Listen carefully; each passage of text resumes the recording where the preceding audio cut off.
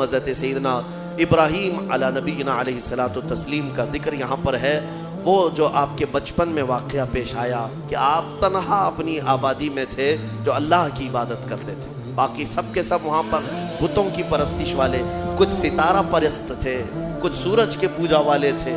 ان سارے مشرکین کے بیچ میں تنہا ابراہیم علیہ السلام ہیں جو اللہ رب العزت کی عبادت کرتے اور لوگوں کو بلاتے بھی تھے کہ اس دین کی طرف آؤ۔ سگے چچا کو بلایا آزر جو مشرک رہا، حضرت ابراہیم علیہ السلام کی دعوت پر وہ نہیں آتے۔ بتوں کا تو ایک بہت بڑا میلہ لگتا تھا، اتنے بڑے وہاں پر تراشے ہوئے ان کے اپنے خدا تھے جن کے پاس منتیں مانگی جاتی ہے، اعتکاف کرتے، نظر و نیاز کرتے، اس زمانے کے جیسے طریقے تھے ان کے۔ ایک مرتبہ ایسا ہوا کہ وہ لوگ پورے کے پورے گاؤں کے باہر میلے میں گئے تھے اور گاؤں میں کوئی نہیں تھا، ابراہیم علیہ السلام اکیلے آئے یہ جھوٹے خداؤں کے پاس، کلاڑی اپنے ہاتھ میں لے کر ایک ایک کو مارتے اور گراتے چلے گئے، سب کو توڑتے چلے گئے اور ان سے کہتے بھی تھے کہ میں مار رہا ہوں، بچا لو اپنے آپ کو۔ کون بچاتا؟ وہ اپنے جسم سے مکھی نہیں ہٹا سکتے۔ پھر اس کے بعد سارے لوگوں کو زمین بوس کر کے بڑے بت کے گلے میں کلاڑی لٹکا دی، جو سب سے بڑا تھا اس کے گلے میں کلاڑی لٹکایا اور واپس چلے آئے۔ شام کو جب لوگ آئے گاؤں والے، اپنے خداؤں کا یہ حشر دیکھا تو آگ بگولا ہو گئے۔ یہ سب ایسی درگت کس نے بنائی ان کی؟ قرآن میں اللہ تعالیٰ فرماتا ہے قالوا من فعل هذا بآلهتنا، سب کہنے لگے کہ کس نے کیا ہمارے خداؤں کے ساتھ ایسے؟ پھر سب آپس میں بات کرنے لگے، قالوا سمعنا فتى يذكرهم يقال له ابراہیم، ہم نے سنا ہے کہ ایک نوجوان رہتا ہے جس کا نام ابراہیم ہے، اسی نے کیا ہوگا، وہ اکیلا نہیں آیا تھا ہمارے ساتھ۔ تو لوگوں نے کہا بلاؤ اس کو۔ بادشاہ وقت کے سامنے بلایا گیا اور پوچھا گیا اَأَنْتَ فَعَلْتَ هَذَا بِآلِهَتِنَا یا ابراہیم، اے ابراہیم ہمارے خداؤں کے ساتھ تو نے ایسا کیا ہے؟ یہ سب ایسی درگت ان کی تو نے بنائی، سب ٹکڑے ٹکڑے نیچے گرے ہوئے ہیں۔ قَالَ بَلْ فَعَلَهُ كَبِيرُهُمْ، ابراہیم علیہ السلام نے کہا نہیں، ان کے بڑے نے کیا ہے، ان کے ساتھ ان کے بڑے نے کیا ہے۔ بڑا بہت موجود تھا نا، بڑا جس کی کلاڑی گلے میں لٹک رہی تھی، تو لوگ حیرت میں رہ گئے کہ ایک بڑے نے چھوٹوں کو سب کو کیسے مار دیا۔ ابراہیم علیہ السلام نے ذو معنی بات کی تھی، یعنی جس کو دو معنی والی بات کہا جاتا ہے۔ وہ تو جاہل سمجھ رہے تھے کہ ابراہیم نے کہا ہمارے بڑے خدا نے سب ایسا کیا، جبکہ ابراہیم علیہ السلام کی نیت یہ تھی کہ ان کا بڑا تو میں ہی ہوں، ان کا بڑا میں ہی ہوں، ان کے بڑے نے کیا ہے، آپ سچ ہی بول رہے تھے۔ لوگوں نے کہا ان کا بڑا ایسا کیسے کر سکتا ہے، ایسے کیسے کر سکتا ہے؟ تو آپ نے کہا باقی تو سب مرے ہیں، ایک تو کھڑا ہے، اس سے پوچھو کس نے کیا، ایک تو ابھی باقی ہے نا، اسی سے پوچھو باقی سب کے ساتھ ایسے کس نے کیا۔ تو سب غصے میں لال پیلے ہو گئے، کہا کہ تم ہمارے خداؤں کے بارے میں ایسی ایسی باتیں کرتے ہو۔ تو ابراہیم علیہ السلام نے کیا جملہ کہا کہ اُفٍّ لَكُمْ وَلِمَا تَعْبُدُونَ مِن دُونِ اللَّهِ أَفَلَا تَعْقِلُونَ، لعنت ہے تم لوگوں پر، اللہ کے سوا دوسروں کی عبادت کرتے ہو، ایسوں کی جو نہ اپنے آپ کو بچا پا رہے ہیں، نہ کسی کو نفع دے سکتے ہیں، نہ نقصان دے سکتے ہیں، ایسوں کی عبادت کرتے ہو۔ اب ظاہر سی بات ہے حق بات کڑوی ہوتی ہے، کڑوی لگتی ہے، ہوتی نہیں ہے، لگتی ہے۔ کچھ لوگوں کو جن کو قبول نہ کرنا ہو، اور غصے میں ان لوگوں نے ابراہیم علیہ السلام کے خلاف ایک محاذ چھیڑ دیا، حکم ہوا کہ ایک آگ لگائی جائے اور انہیں جلایا جائے۔ یہ سن نہیں پاتے، حالانکہ جو حقیقت ہے وہ بتاؤ تو لال پیلے ہو جائیں، غصے میں آ جائیں۔ یہ برسوں سے چلا آ رہا ہے، برسوں سے ایسا ہے۔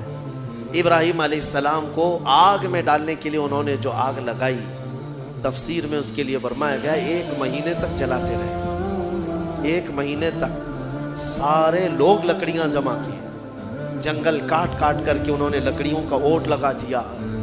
آگ جب بھڑکائی گئی، اندازہ تو کیجئے ایک ابراہیم علیہ السلام کو ڈالنا تھا، تو اتنی آگ کی کیا ضرورت ہے، اتنی آگ کی کیا ضرورت ہے؟ یہ مشرکین کی فطرت ہے کہ انتقام جب لینے کی بات آتی ہے تو یہ بھڑک جاتے ہیں اور بہت ہی زیادہ بڑے پیمانے پر نقصان پہنچانے کے پلان بناتے ہیں۔ پہلے کی سے بھی عادت رہی ہے، اتنی بڑی آگ لگائی، یہاں تک کہ اوپر سے اگر کوئی پرندہ بھی جاتا تو جل جاتا، اس آگ کی گرمی اتنی تھی۔ اور سب سے پہلے ان لوگوں نے منجنیک بنائی. منجنیک جس میں پتھر رکھ کر کے جو توپ ہوتا ہے, توپ جس طرح اڑاتے ہیں, وہ ابراہیم علیہ السلام کے لیے بنائی گئی سب سے پہلے, کیونکہ قریب میں جا کر کے ڈالے گا کون آگ میں؟ جو قریب جاتا وہ بھی جل جاتا. کافی دور 1 میل تک اس کی گرمی آ رہی تھی.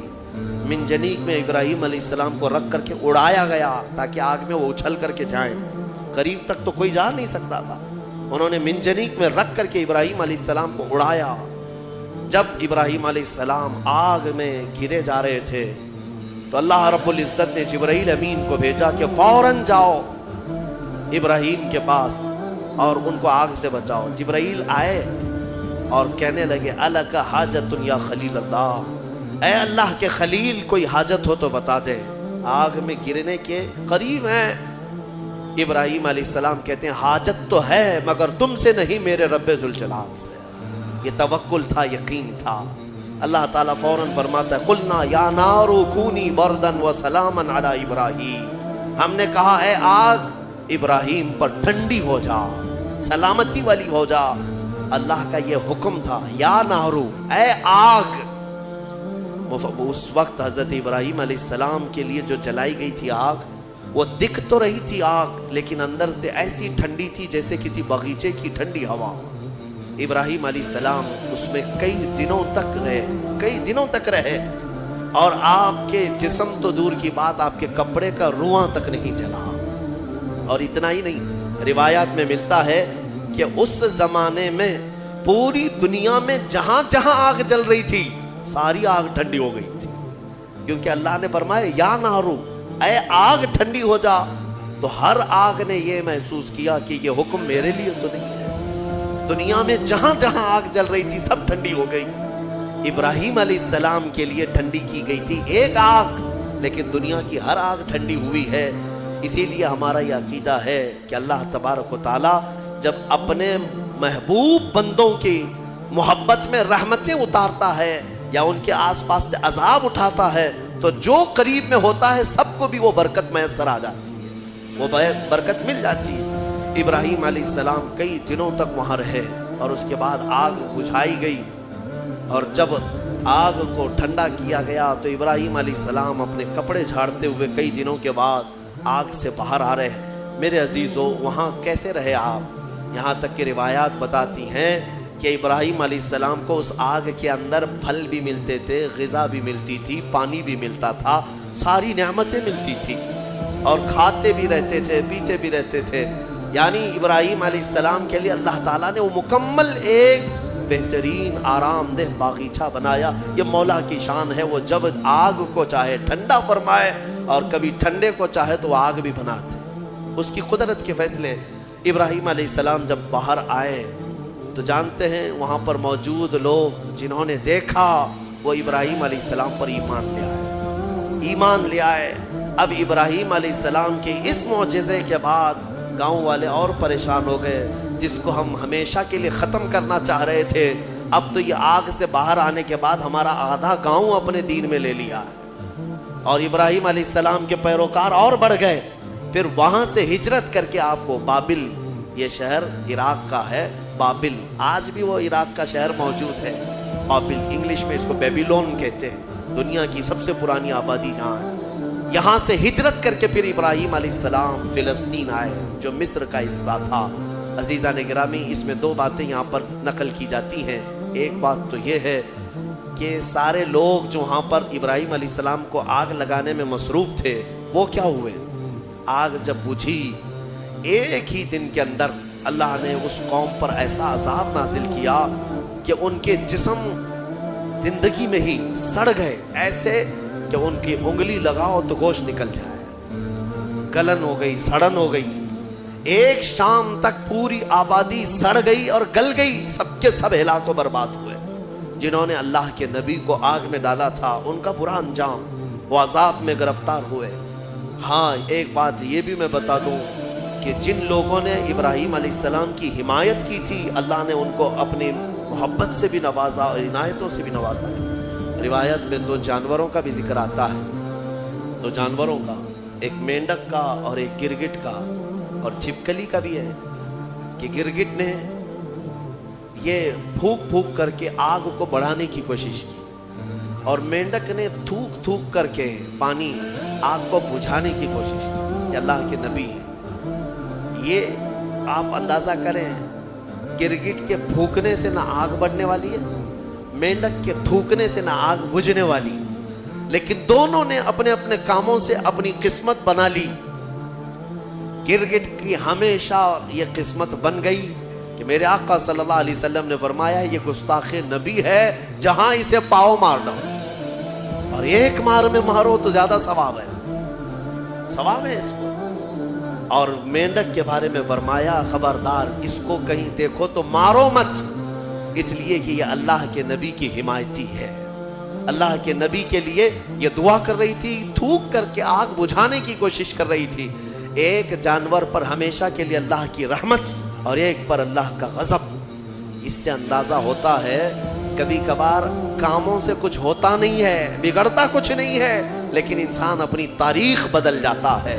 آج میں یہی کہنا چاہوں گا, کسی ظالم نے اگر میرے نبی کی شان میں بھونکا ہے یا قرآن پر انگلی اٹھایا ہے تو قرآن کا بھی کچھ نہیں ہونا اور رسول کی عزت کا بھی کچھ نہیں ہونا, لیکن ان ظالموں نے اپنی قسمت بنا لی, ہمیشہ کے لیے مردود اور ملعون ہو گئے. اور تمہارے لیے میں کہتا ہوں, دو جملے اگر تم نے حضور کی شان میں بیان کر دیے, قرآن کی شان میں بیان کر دیے, تو یہ بھی میں بتا دوں نہ رسول کی شان تمہارے بولنے سے بڑھنے والی, نہ قرآن کی شان بڑھنے والی.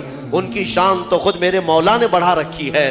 ہاں لیکن اتنا ہوگا کہ ان تمہارے دو جملوں سے تم بھی قیامت تک اپنی قسمت بنا لے جاؤ گے. ہاں تم پر لوگ آئیں گے, رحمتوں کے پھول برسائیں گے. ہاں ایک زمانے میں کوئی آیا تھا جب کوئی گالی دے رہا تھا میرے مصطفیٰ کو کہ پیٹ پیچھے کا علم نہیں, لیکن ایک عاشق تھا جو کہہ رہا تھا اور کوئی غیب کیا تم سے نہا ہو بھلا, جب نہ خدا ہی چھپا تم پہ کروڑوں درود. دیکھیں یاد ہے 100 سال گزر گئے بریلی کے امام کو دنیا سے گئے ہوئے, لیکن آج بھی جب مجمع میں اس اعلیٰ حضرت کا ذکر آتا ہے تو ایسا لگتا ہے کہ مجمع میں ایک جان سی پڑ گئی ہے, روح آ گئی ہے. کیوں؟ اس لیے کہ اپنے زمانے میں قلم ہی تو اٹھایا تھا, قلم ہی اٹھایا اور اپنے گھر پر بیٹھ کر کے دفاع کیا رسول پاک کی عزت کا. اسی لیے میں کہتا ہوں یہ مت سمجھنا کہ تمہارے کہنے سے کیا ہونے والا ہے, تمہارے بولنے سے کیا ہونے والا ہے. ارے میں تو ایک چھوٹا آدمی حضور کی شان میں بول کر کے کیا کر لوں گا, باقی بڑے بڑے نکارے بج رہے ہیں. ایسا نہیں ہے میرے عزیزو. مینڈک نے صرف 2 بوند تھوکے تھے, لیکن صدیاں گزر گئی, آج بھی اس پر اللہ کی رحمت ہے. آگ بجھانے کی کوشش کی تھی, نبی کی حمایت کی تھی, اللہ نے آج تک اس پر رحمت کی ہے. اسی طرح آپ بھی اپنی قسمت کا حصہ لے سکتے ہو. دنیا بھونک رہی ہے تو بھونکنے دو, لیکن تم جب بھی جوش میں آئے یا جذبے میں آئے تو یوں کہا کرو رہے گا یوں ہی ان کا چرچا رہے گا. پڑے خاک ہو جائیں جل جانے والے, خاک ہو جائیں عدو جل کر, مگر ہم تو رضا دم میں جب تک دم ہے ذکر ان کا سناتے جائیں گے. تمہارے کہنے سے آپ کیا سمجھتے کچھ نہیں ہوگا؟ بہت ہوگا, بہت ہوگا.